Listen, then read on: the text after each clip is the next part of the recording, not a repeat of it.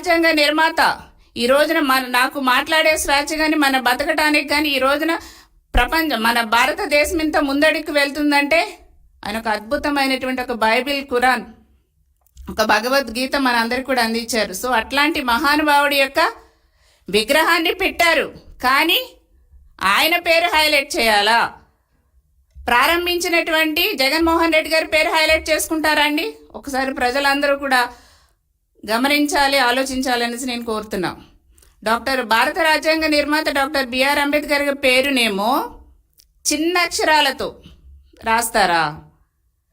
ప్రారంభించినటువంటి జగన్మోహన్ రెడ్డి గారి పేరు తాటిగా ఎంత అక్షరాలు.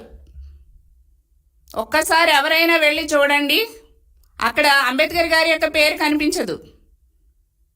ఆయన కాళ్ళ దగ్గర దేవుడు బాబా సాహెబ్ అంబేద్కర్ గారు, ఆయన కాళ్ళ దగ్గర జగన్మోహన్ రెడ్డి గారి యొక్క పేరు తాటిగా ఎంత పెద్ద పెద్ద అక్షరాలతో ఆయన పేరు కనిపిస్తుంది. ఆనాడే అంబేద్కర్ వాదులు అందరూ కూడా చాలా బాధపడ్డారు, చాలా అవమానకరంగా ఫీల్ అయ్యారు.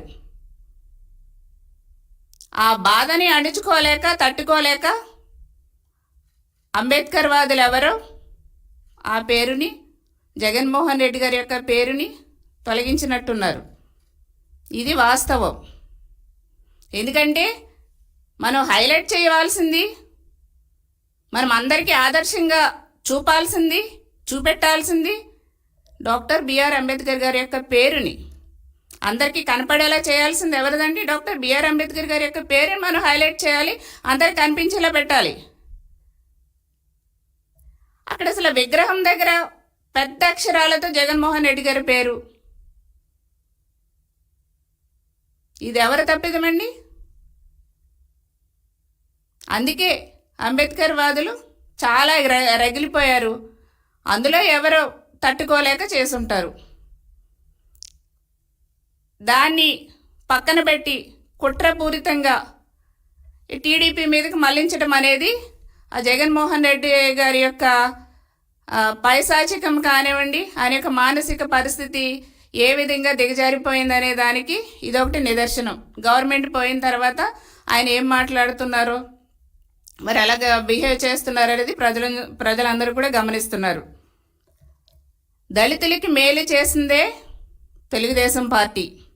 ఆనాడు నందమూరి తారక రామారావు గారు మొట్టమొదటిగా ఎస్సీలకి గురుకుల పాఠశాలలు, ఏపీ రెసిడెన్షియల్ స్కూల్స్, కాలేజెస్ పెట్టి ఆనాడు దళితులకి అంబేద్కర్ గారు రాజ్యాంగ ఫలాలు ఇస్తే దాన్ని అమలు చేస్తూ సమానాభివృద్ధి చెందాలి అనేసి ఆనాడే ఎన్టీ రామారావు గారు గురుకుల పాఠశాల ఏర్పాటు చేశారు. చదువుకునటానికి కూడా దాన్ని ఇంప్లిమెంట్ చేశారు. అంబేద్కర్ గారి యొక్క ఆలోచనని ఇంప్లిమెంట్ చేసింది టీడీపీ పార్టీ. దాన్ని కంటిన్యూ చేశారు చంద్రబాబు నాయుడు గారు. సమానత్వం జరగాలనేసి ఎస్సీ వార్డుల్లో సిమెంట్ రోడ్లు వేశారు. ఎస్సీ కార్పొరేషన్ని బలోపేతం చేసి ఇన్నోవా కార్లు ఇచ్చారు, ఇథియోస్ కార్లు ఇచ్చారు. దళితుల్ని కార్ల ఓనర్ని చేసినటువంటి ఘనత తెలుగుదేశం పార్టీది, చంద్రబాబు నాయుడు గారిది. ఏం మాట్లాడుతున్నారు వైసీపీ మాజీ మంత్రులు, మాజీ దళిత ఎమ్మెల్యేలు? ఎప్పుడు కూడా మీరు జగన్మోహన్ రెడ్డి గారికి సపోర్ట్ అనే కాదండి, దళితుల పక్షాన్ని కూడా ఆలోచించండి, ఎవరి టైంలో ఏ మేలు జరిగిందనేది. మరి అంతేకాకుండా అసలు ఈ వైసీపీలో ఉన్నటువంటి దళిత నాయకులకు అసలు సిగ్గుందండి? ఒక దళిత యువకుడు డ్రైవర్ సుబ్రహ్మణ్యాన్ని చంపేసి ఒక ఎమ్మెల్సీ డోర్ డెలివరీ చేశారు. అసలు ఆనాడు గవర్నమెంట్ ఉన్నప్పుడు కూడా ఒక్క నాయకుడు ఆనాడు వైసీపీలో ఉన్న వాళ్ళు స్పందించారా? అసలు మీకు దళితుల గురించి మాట్లాడే అసలు రైటే లేదనేసి నేను ఈ సభాముఖంగా తెలియజేస్తున్న వైసీపీలో ఉన్నటువంటి దళిత నాయకులకి.